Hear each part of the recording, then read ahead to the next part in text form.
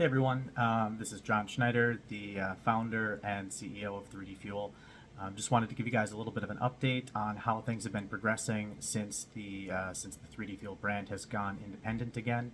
A lot's been happening. There have just been a lot of moving parts, a lot of them happening in Fargo.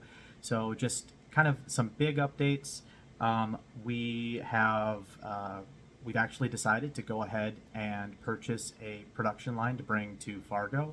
This is a little bit earlier than we were anticipating doing this. Up to this point, as part of the ending of the license agreement, we're under obligation to purchase the inventory that's already been manufactured.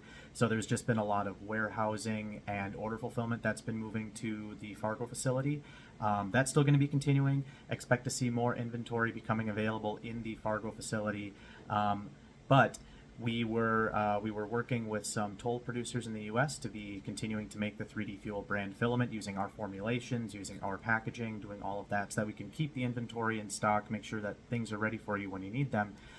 But we had an opportunity come up for someone who needed to sell their production line. So last week I met with them. I inspected the production line. We fired it up, made sure everything was working okay.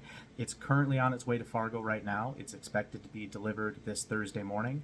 There's some electrical work that we're going to need to do, but once we get that up and running, the first order of business is going to be using that production line to create ReFuel. So ReFuel is our post-industrial scrap that then is pelletized. So think spools that were out of spec, they were color transitions that also weren't consistent with diameter, and sometimes just the very start or stop of a production run before the diameter really got dialed in. So that is filament that has been re-extruded. The color is going to be all over the map. Sometimes it's kind of a purplish, muddy brown. Other times it's a red. It really just depends on what we were running those days. So ReFuel is going to be coming back. It kind of depends on when we get the electrical up and running, and then just testing, making sure that the line is working well in our Fargo facility. But my hope is that by the middle of September, we'll have some ReFuel in stocks that you can be buying it. I know it's very popular with a lot of people out there. The other thing is that we are still having some of our inventory fulfilled from Amazon's warehouse. So you may have noticed if you placed an order with us that you'll have some product that is shipping from Fargo, some product that is probably even being delivered by an Amazon delivery vehicle. That is because we have that much of our inventory at the Amazon FBA warehouse. So we use that for fulfilling many of our Amazon orders. And then we're also using that inventory to fulfill orders that come in through our website in case it's something that we don't have in stock in the Fargo facility. So we're working on having more and more of our orders being fulfilled entirely from the Fargo facility, but there may just be some delays on getting that done. So unfortunately, some of those items are going to ship a little bit more slowly until we have that back in our facility, so we can have more control over that. We're working towards it. This is just kind of part of the transition. I appreciate everyone's patience on this. Similarly, 4 kilogram spools, we just really won't be able to take new orders for those unless it's going to be a special order. I know at one point we said, hey, you can place this order. It will be available on back order. It enters the production queue. Right now, until we get the 1 kilogram production really locked down and we are really feeling good about keeping that inventory in stock, then we'll be able to go ahead and start doing 4 kilogram spools. We'll likely just do 4 kilogram spools in things like Midnight Black because that's the material that moves the most by far. Others they're too unpredictable, so a lot of those will still be special order. We have a way to make them, it just ends up being a long lead time. Right now, realistically, it's 4 to 6 weeks. One of the other things that I wanted to talk about is the kind of how we're doing our order fulfillment. So one of the things that I'm doing with all of the inventory that was manufactured through Nexa 3D and through Essentium is now that it's in our warehouse, we're going through, inspecting all of the spools, making sure that they have a good vacuum seal. If there's not, if it's very obvious that they've lost a vacuum seal, we're going to go ahead, reseal those, put a new packet of desiccant in there, also make sure to blow any of the dust off, make sure that when you're getting the spool of filament, it's in as good of condition as possible. These are still our 3D Fuel formulations, so you don't have to worry about that, but just making sure that what you're getting is in as good of quality as possible. Now, we're not able to do that with the inventory that's at Amazon's warehouse. Again, that's just another balancing act that we're working through right now. Along with that is we're working to make sure that as many of the spools that we have going out as possible are produced on AMS compatible spools. So we have been manufacturing the 3D Fuel filaments on AMS compatible spools since October of last year. But prior to that, there were a couple of colors that had been produced in quite large quantities that were on non-AMS compatible spools. I know some of those colors, especially in the tough PLA, are Midnight Black, Snow White, Industrial Gray, and Iron Red.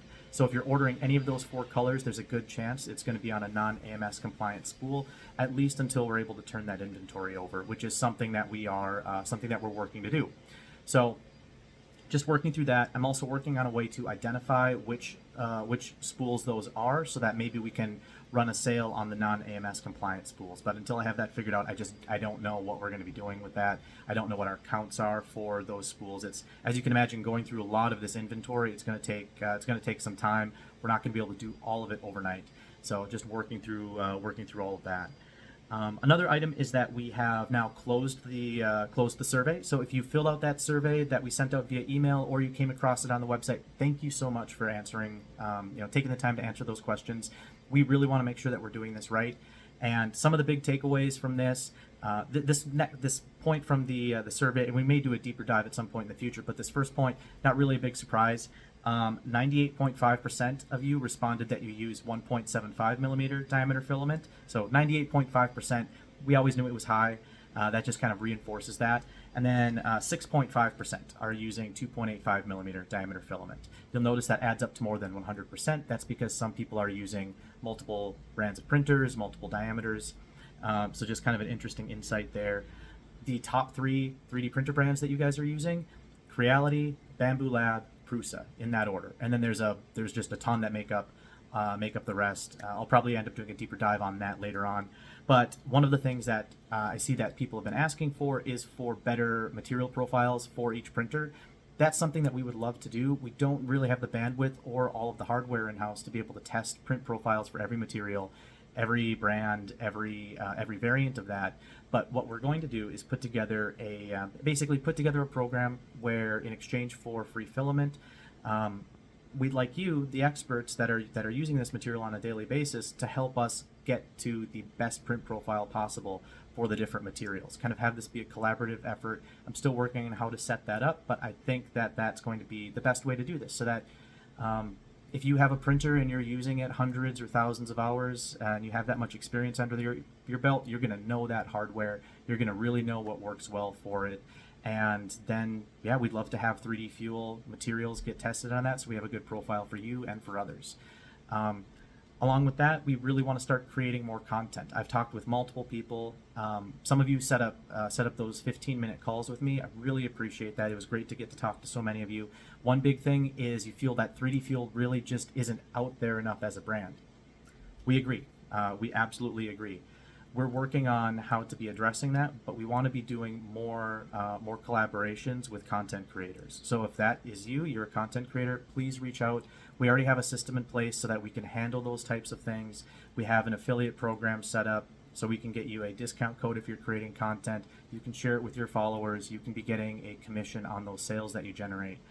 We just really want to be getting out there as much as we can, and we need your help to do that. And we want to make sure we're giving you something in return for that help.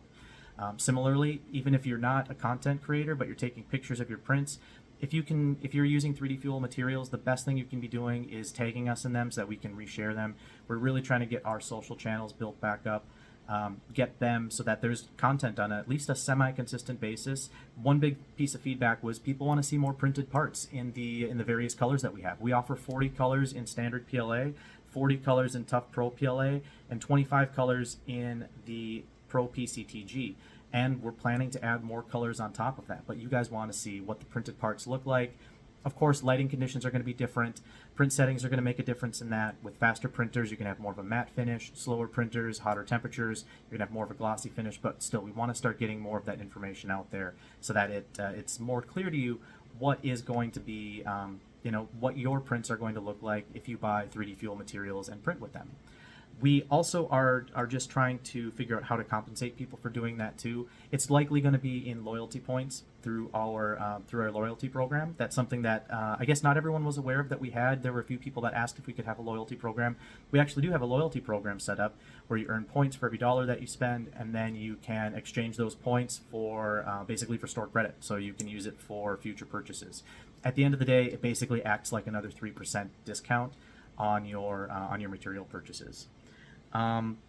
Really, I think those are the biggest items. I'm going to try and do these updates, maybe not on a weekly basis, but for this first little bit, there's going to be a lot going on. So I'm going to be kept pretty busy getting that production line up and running, getting the ReFuel back in stock, making sure that we're getting as much inventory in our Fargo facility as possible so that you have a more consistent ordering experience.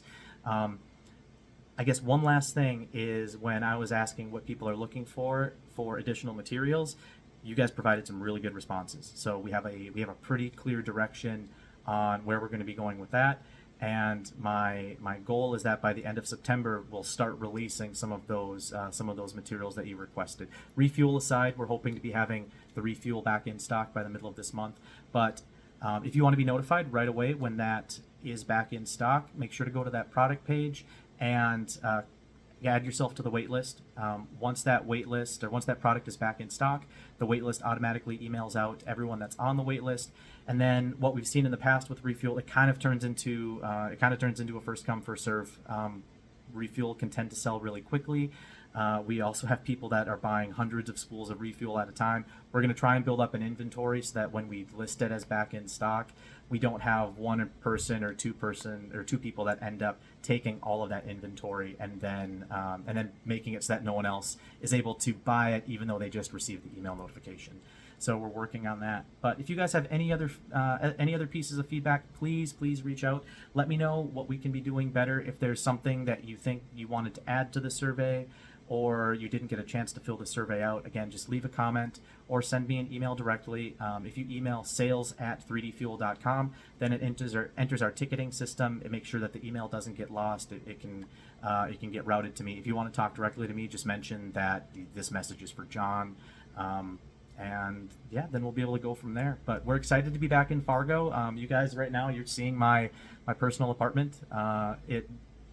It's certainly not some of the workshops you see on YouTube, but it's something small, and then I end up going into the shop, and that's where the production facility is. So I think a lot of these videos are going to be filmed from here, from my apartment, simply because it's quieter. Although I say that, but you probably heard the landlord vacuuming the hallway outside. So hopefully that didn't make it too difficult to understand. But thank you for watching. Thank you for supporting 3D Fuel. I really appreciate it. My team appreciates it. And I hope to talk to you soon. Just remembered one more thing. We are going to be going to the event, 3D Printopia, that used to be called the East Coast Rep Fest, or ERF for short. I believe this is the year that they rebranded. We've been there before, I think 2 other times, but now that I have control of the brand back, we're going to be going to a lot more of those kinds of events that we can meet with you in person and just talk more 3D printing. So again, thank you, and we'll talk soon.